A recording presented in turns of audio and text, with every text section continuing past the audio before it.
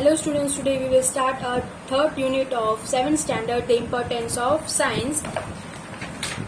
And in that third unit, section 1 is for a while misunderstood him. Okay. Now we will start our reading. This is a story from the year 1963. ये story कहाँ से ली गई है? 1963 से. A colleague from King's College. कौन था? एक colleague था जो किंग्स कॉलेज से बिलोंग करता था, जो कहा था कैम्ब्रिज में. Casually mention, do you know Stephen Hawking? क्या आप स्टेफन हॉकिंग्स को जानते हो? Doctors recently told him that he has just about 2 years to live. उसको डॉक्टर ने, स्टेफन हॉकिंग ने, डॉक्टर स्टेफन हॉकिंग्स को डॉक्टर ने क्या बोला कि आपके पास बस 2 साल ही है अपनी जिंदगी जीने के लिए. I was shock to hear this. मतलब वो बहुत शॉक हो गया ये सुन के. Just about 2 years earlier I had met him when both of us were working at the Royal Observatory, Greenwich during summer vacations. तो क्या बोलते हैं, हम 2 साल पहले ही ग्रीनविच में मिले थे समर वेकेशंस में, और अभी मैं सुन रहा हूँ कि उसके पास सिर्फ 2 साल है जीने के लिए. Summers in England use to be enjoyable. मतलब कि समर्स में इंग्लैंड में बहुत मजा आता है. A time to relax and have fun. वहाँ हम आराम से रिलैक्स कर सकते हैं और मजा कर सकते हैं. As students we would be given very little work. मतलब ऐसे स्टूडेंट हमें वहाँ काम बहुत ही कम दिया जाता था. At Greenwich we were put up at an ancient fort that had a lot of greenery and facilities for tennis, table tennis and billiards games in which Stephen also took part like any other students. तो उसने क्या बोला, हम Greenwich में जब जाते थे तो वहाँ हमें एक एंशिएंट फोर्ट में रखा गया था जहाँ बहुत सारे फैसिलिटीज थे टेबल टेनिस खेलने के लिए. स्टेफन हॉकिंग्स भी उसमें कॉम्पिटिशन में पार्ट लेते थे as a other students, means normal students की तरह वो भी उसमें पार्ट लेते थे. Nobody even thought at that time that Stephen had any physical disability. मतलब तब किसी ने नहीं सोचा था कि उसमें कोई फिजिकल डिसेबिलिटी भी है. His speech was little unclear, means वो जो बोलते थे वो हमें कुछ ज्यादा समझ में नहीं आ रहा था. But since the English elite means a social group is thought to be the best or most important because of his power, money. मतलब उसके पास इतना मनी और पावर था. would speak in a similar fashion. मतलब वो अलग अलग तरह से बोलता था. I did not find anything amiss. मतलब मुझे उसमें कुछ गलत नहीं दिखा उस टाइम पे.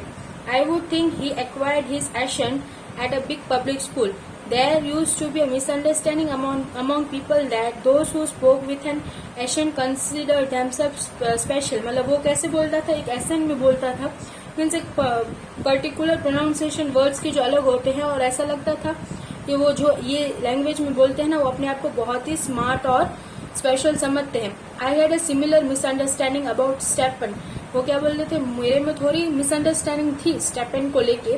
Not just me, even some of my English friends had the same perception. मतलब क्या बोला कि मुझे नहीं, मेरे थोड़े बहुत इंग्लिश फ्रेंड्स थे, उनको भी ये थोड़ा इस टाइप का प्रॉब्लम था उसकी वजह से कि थोड़ा अलग परसेप्शन है उसका.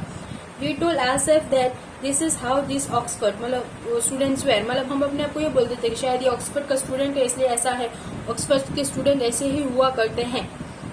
When Stephen received his degree from Oxford in 1962 and came to Cambridge to pursue a doctorate. मतलब स्टेफन ने अपनी डिग्री ऑक्सफोर्ड से कब रिसीव की थी? 1962 में, और उसके बाद वो कहाँ गया था? कैम्ब्रिज, अपनी डॉक्टरेट की डिग्री करने के लिए. We would meet every day. हम रोज मिलते थे. His style of speaking remained unchanged. Means उसकी स्टाइल फिर भी वही थी बोलने की. When he spoke, some words would slip away. मतलब वो जो बोलता था उसमें से थोड़े बहुत वर्ड्स हमें समझ में नहीं आते थे और स्लिप हो जाते थे.